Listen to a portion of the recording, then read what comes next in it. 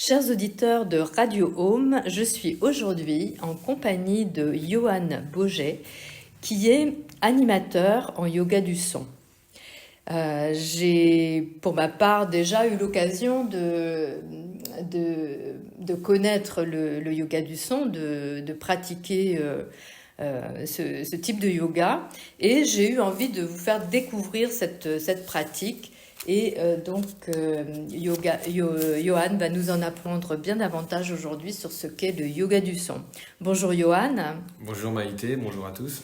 Et alors, est-ce que tu peux nous parler, nous définir, nous expliquer ce que c'est que le yoga du son? Le yoga du son, c'est le chant des voyelles, ou voire l'utilisation des sons mères. Je m'explique. La voix qu'on a tous au départ est le premier instrument et nous représente aussi dans notre personnalité. Et en fait, le yoga du son, c'est utiliser sa voix comme source de vibration et faire vibrer des zones de son corps pour favoriser la détente, l'introspection, ralentir. Tous les bénéfices sont énormes par rapport au yoga du son. Et donc, on a à la fois du yoga, c'est-à-dire des postures, des positions. Non, il ne faut pas confondre avec le yoga Kundalini où on utilise son corps et le déplacement. Là, le terme yoga est plus dans l'idée de reconnecter son corps à son esprit. Donc c'est de ralentir, prendre conscience de sa posture, de sa place dans l'espace, de prendre conscience sur sa position pour mieux respirer, sa colonne d'air, sa respiration. Donc ça invite à ralentir déjà, à prendre conscience de son état et en utilisant sa voix, venir faire vibrer les zones de son corps pour favoriser cette détente et je dirais mettre un peu de calme dans nos vies. Alors, quelles sont les origines de cette pratique? Ça vient d'où? Alors moi, de mon parcours et d'intérêt yoga du son, pour résumer, ce sont des sons mères, comme je disais tout à l'heure, qui sont utilisés depuis la nuit des temps dans toutes les tribus sur la Terre. Avant même qu'on appelle ça des voyelles, on appelle ça des sons mères. Donc aujourd'hui, je pense qu'il y a des héritiers qui entretiennent ça, notamment en Inde, les Tibétains, qui ont leur tradition, l'utilisation de la voix pour des chants méditatifs et spirituels. Et après, il y a d'autres chants qui sont assez similaires, mais là, on est plus dans le chant diphonique, guttural. Il y a en Mongolie, les Mongols, qui eux aussi leur approche. Donc, je dirais pas que c'est du yoga du son, mais la similitude entre la voix, la posture et l'utilisation de la voix sont communs à tout ça, quoi. D'accord, donc ce sont des sons qui ont une incidence sur notre corps, c'est ça? Oui, en fonction du son produit, ce son vibre à une fréquence donnée qui vient faire vibrer des zones de nos corps spécifiques. On va parler des chakras, des 7 chakras qu'on a sur le corps, l'alignement au niveau de la colonne vertébrale et la connexion aussi entre la terre et le ciel. Donc il y a des sons, oui, effectivement. Le OU, par exemple, ça va être pour l'ancrage, c'est le chakra racine qui, de par sa prononciation et dans sa recherche aussi de production, sera dans les graves. Et plus c'est grave, plus ça permet de développer et l'ouverture.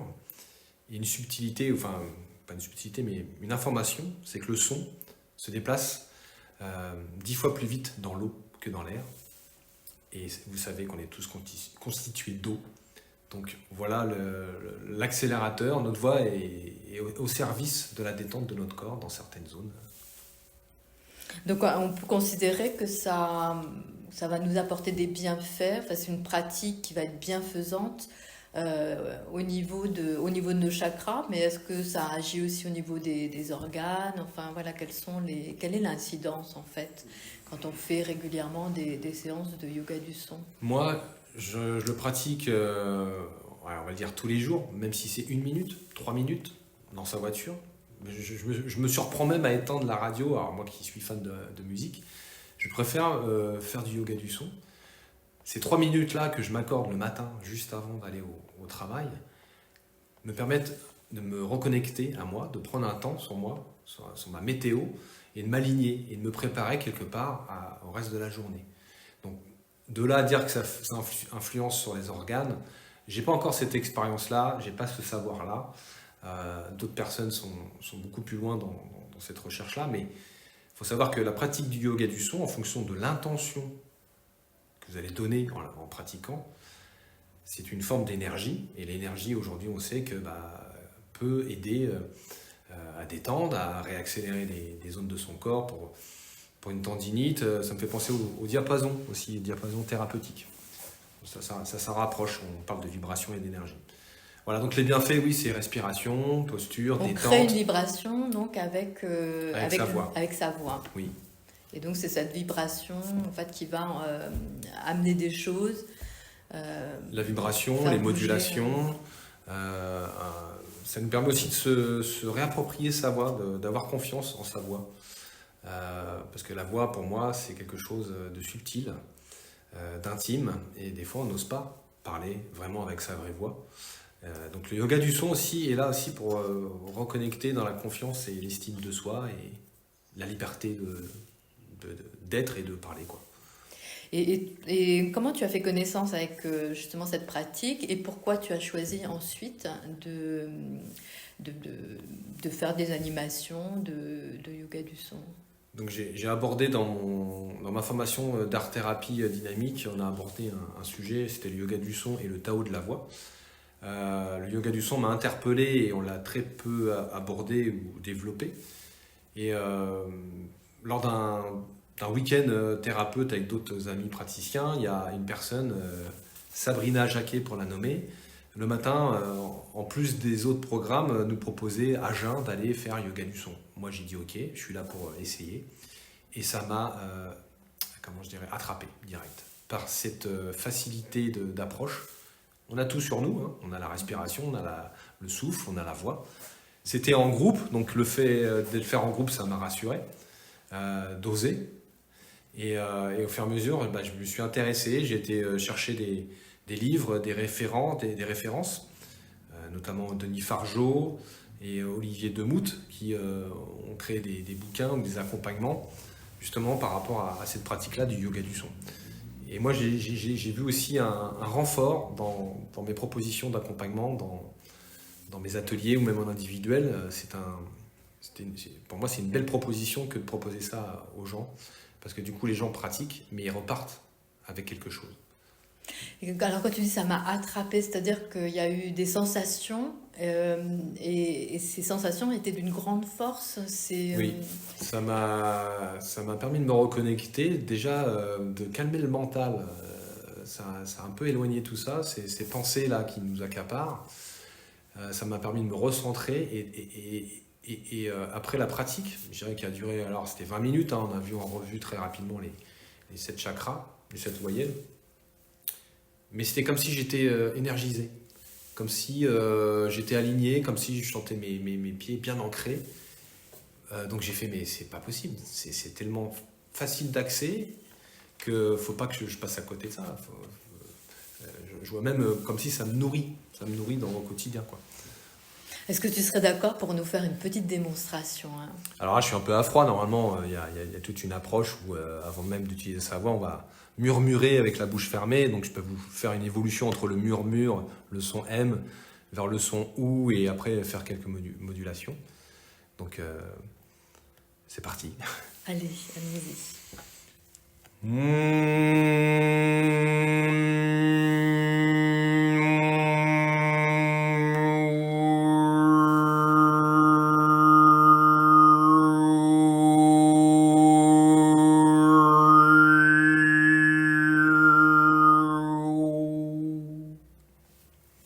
Merci Johan, c'était vraiment d'une grande intensité et vraiment tout ça c'est très spontané. Alors, où est-ce que tu proposes les séances de yoga du son, à quel endroit et comment ça se déroule, comment c'est une séance justement?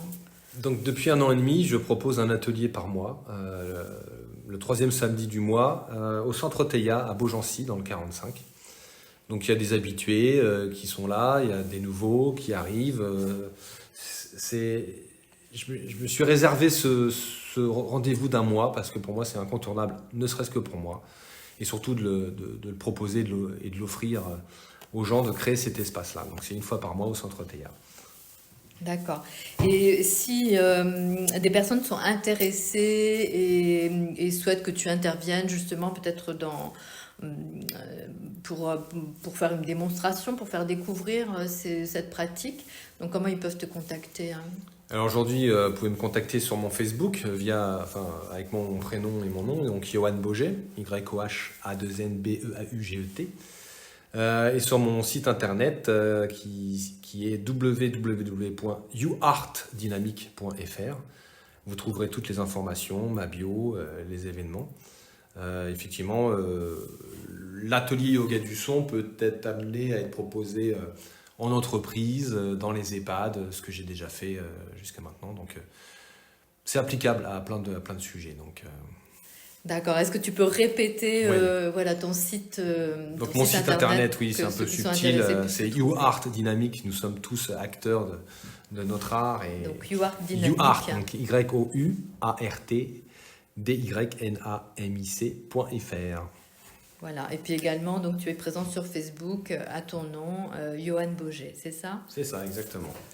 Eh bien, merci beaucoup, Yohan, pour cette interview. Et voilà, je vous invite, chers auditeurs de Radio Home, à essayer le yoga du son et tous ses bienfaits.